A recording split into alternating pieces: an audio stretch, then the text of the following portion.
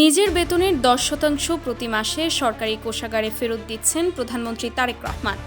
একই সঙ্গে মন্ত্রিসভার সদস্যদেরও একই উদ্যোগ নেওয়ার আহ্বান জানিয়েছেন তিনি। এ তথ্য জানিয়েছেন স্বাস্থ্যমন্ত্রী সরদার মোহাম্মদ সাখাওয়াত হোসেন।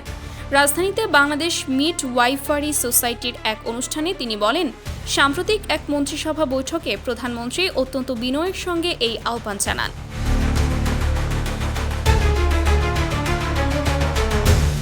স্বাস্থ্যমন্ত্রীর ভাষ্য অনুযায়ী প্রধানমন্ত্রী বলেন, তার বাবা সাবেক রাষ্ট্রপতি জিয়াউর রহমান প্রতি মাসে নিজের বেতনের 10% গরিব দুঃখী মানুষের কল্যাণে সরকারি কোষাগারে জমা দিতেন।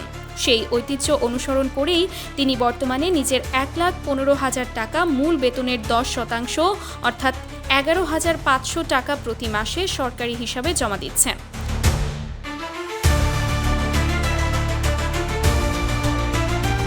প্রধানমন্ত্রী আরও বলেন, এটি বাধ্যতামূলক নয়, তবে যাদের সামর্থ্য আছে তারা চাইলে একইভাবে বেতনের একটি অংশ সরকারি কোষাগারে জমা দিয়ে জনকল্যাণমূলক কাজে অবদান রাখতে পারেন।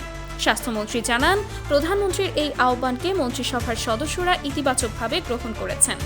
Sumaiya Snigdha, news desk, daily our Bangladesh.